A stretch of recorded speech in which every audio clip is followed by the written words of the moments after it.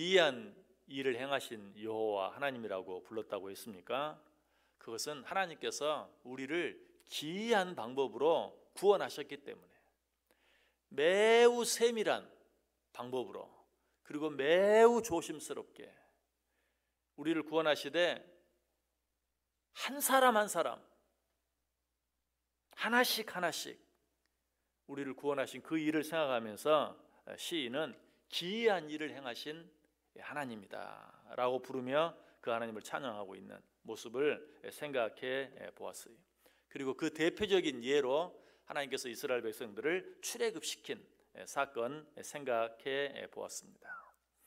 그래서 하나님께서 우리를 이처럼 구원하신 일은 출애굽 사건뿐만이 아니, 여리고성을 무너뜨릴 때에도 하나님께서 그 땅을 정탐하러 들어갔던 자들을 도와주었던 라합, 그리고 그의 가족들을 구원해 내신 일, 여리고성을 무너뜨리기 전에 하나님의 일을 위해서 목숨을 걸었던 그들을 정말 조심스럽게 세심하게 그와 그의 가족들을 구원해 내신 후에야 비로소 여리고성을 무너뜨린 그 사건을 우리가 보게 돼요. 그것뿐만입니까? 아니, 소돔과 고모라 성을 심판하실 때도 하나님께서 롯과 그의 가족을 세밀하게 세심하게 구원해 내신 후에야 그 가운데서도 롯의 아내는 인간적인 욕심 때문에, 미련 때문에 결국 소돔교도인이 되고 말았지만, 롯과 그의 가족들을 다 구원해 내신 후에야 비로소 소돔과 고모라를 심판하시는, 하나님께서는 이처럼 당신의 백성들을 구원하시는데 아무렇게나 뭐 전지전능하신 하나님이 마음만 먹으면 못하실 일이 뭐 있어, 그렇게 단순하게 그렇게 쉽게 하지 아니하고 정말 세밀한 계획을 세우시고 세밀한 방법으로 너무나 조심스럽게 한 사람 한 사람을 구원해 내셨다는 사실이, 시인은 지금 이 사실을 생각하면서 하나님을 뭐라고 불러요? 기이하신 일을 행하신 하나님. 한 가지만 더 생각해 볼까요? 하나님께서 여호수아 군대로 하여금 아모리 족속과의 전쟁에서 승리하게 하기 위하여 어떤 방법들을 쓰십니까? 하나님이 뭐 이기게 하시면 이기는 거지, 그게 아니, 하늘에 떠 있는 해와 달을 멈추시기까지 하시면서 당신의 자녀들이 전쟁에서 승리하게 하시는, 이게 하나님이 하시는 일이, 이게 하나님이 하시는 방법이 너무나 기이해요. 너무 신기해요. 너무 놀라워요. 시인은 이런 일들을 생각하면서 하나님을 기이한 일을 행하신 하나님이라고 부를 수밖에 없었고, 그 하나님을 찬양하지 않을 수 없었어요. 이것이 하나님께서 우리를 구원하신 방법이고, 이것이 우리를 향한 하나님의 마음이에요. 이 하나님의 마음이 가장 잘 나타나 있는 비유 한 가지를 든다면 신약성경에 나타난 알곡과 가라지 비유예요. 자꾸 가라지가 납니다. 가라지로 말미암아 알곡들이 잘 자라지 못합니다. 저 가라지를 뽑아버릴까요? 뭐라고 대답하십니까? 아니다, 뽑지 말아라. 왜? 혹시라도 알곡이 다칠까 봐. 이것이 우리를 구원하신 하나님의 마음이, 내버려 두어라. 혹시라도 알곡이 다칠까 염려된다. 출 때까지 내버려 두어라.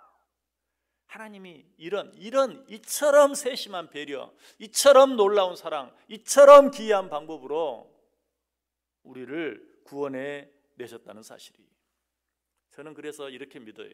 하나님은 나 한 사람을 위하여 세상을 움직이신다. 믿으십니까? 저는 정말 이 사실을 믿어요. 이 세상 일이 그저 막 돌아가는 것 같죠? 나와는 상관없이 막 돌아가는 것 같죠? 전 절대 아니라고 믿어요. 하나님은 나 한 사람을 위하여 이 세상을 움직이고 계세요.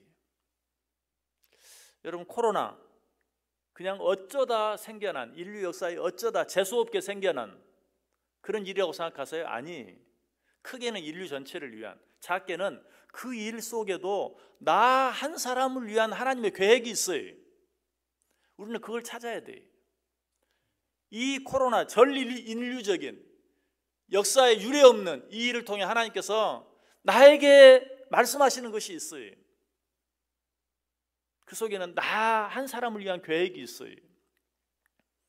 우크라이나와 러시아 간의 전쟁, 나와는 상관없이, 우리나라와는 관계없이 저 먼 어느 나라에서 일어난 그런 사건입니까? 요즘에는 그렇게 생각하려도 그렇게 생각할 수가 없어요. 정말 우리와는 전혀 상관없는 멀리 떨어져 있는 나라의 일인데도 우리가 먹는 음식 한 가지에까지 영향을 다 미치잖아요. 여러분, 이 일 속에도 우리를 향한 하나님의 계획이 들어있어요. 하나님의 섭리가 들어있어요. 이 사실을 믿어야 돼요. 그리고 우리도 어떻게 기이한 일을 행하신 하나님, 나 한 사람을 구원하기 위하여 그처럼 세밀한 방법으로, 놀라운 방법으로 나를 구원하시고, 지금도 이 세상을 당신의 자녀 한 사람 한 사람을 위하여 세밀하게 움직이고 계시는 그 하나님, 그 하나님을 생각하면서 우리는 그 하나님을 찬양할 수 있어야 된다는 것이, 성경에 보면 이 일에 대한 대표적인 찬양이 나와요. 출애굽기 15장에 나와 있어요. 이스라엘 백성들을 출애굽시킨 그 하나님에 대한 찬양, 모세가 찬양합니다. 그리고 그 누이 미리암이 찬양하는 내용이 출애굽기 15장에 나와요. 여러분, 오늘 이 해가 가기 전에, 오늘 하루가 가기 전에 출애굽기 15장 한번 꼭 읽어보세요. 특별히 1절부터 21절까지 있는 내용을 읽어보세요. 모세가 미리암이 이스라엘 백성들을 출애굽시킨 그 하나님을 찬양하는데, 그 찬양이, 그 내용이 나를 위한 내용이라고 생각하고 한번 읽어보세요. 하나님이 나를 어떻게 구원하셨는가, 정말 놀라워요.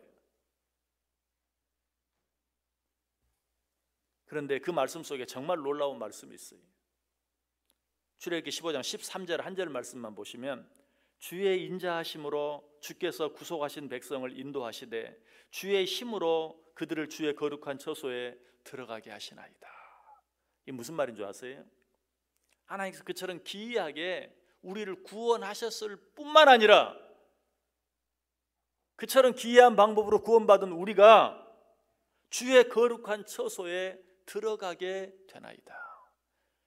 우리를 구원하시기만 하고 내버려 두시는 것이 아니라 우리를 끝까지 인도하셔서 이스라엘 백성들로 하여금 기어이 약속의 땅 가나안에 들어가게 하신 것처럼 우리로 하여금 저 하나님의 거룩한 처소에 기어이 반드시 들어가게 만드시고야 만다. 무슨 말이에요? 기이한 방법으로 우리를 구원해 내시기만 한 것이 아니라 기이한 방법으로 구원해 내신 우리를 기이한 방법으로 끝까지 인도해 주신다. 끝까지 보호해 주신다. 끝까지 책임져 주신다. 절대로 버리지 않으신다. 믿으십니까? 이 사실을 믿는 자들은 하나님을 찬송하며 살아야 돼요. 찬송하며 살아야 돼요. 하나님 감사합니다. 하나님 찬송합니다. 나를 그처럼 기이한 방법으로 구원해 주신 것만 해도 감사한데, 그렇게 구원하셔서 내버려 두지 아니하시고 끝까지 나와 함께 하셔서 주의 거룩한 처소에 들어가게 하시나이다. 이 사실을 사도 바울은 이렇게 말하죠. 하나님이 미리 아신 자들을 또한 그 아들의 형상을 본받게 하기 위하여 미리 정하셨으니 이는 그로 많은 형제 중에서 맏아들이 되게 하려 하심이니라. 또 미리 정하신 그들을 또한 부르시고 부르신 그들을 또한 의롭다 하시고 의롭다 하신 그들을 또한 영화롭게 하셨느니라. 미리 아신 자들을 부르시고 부르신 자들을 의롭다 하시고, 무슨 말이에요? 미리 예정하셔서 구원하셨다는 말이에요. 거기서 끝납니까? 아니, 그들을 또한 영화롭게 하셨느니라. 기어이 하나님 보좌 우편에 앉히시고야 마신다는 거예요. 사도 바울은 이 사실을 확실히 알고 확실히 믿었어요.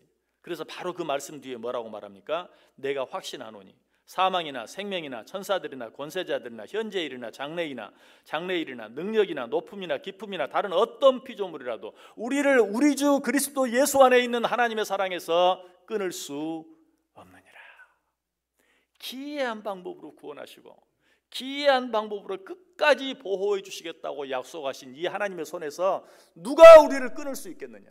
아무도 우리를 끊을 수 없다. 여러분, 이 찬양이 우리 찬양이 돼야 돼요.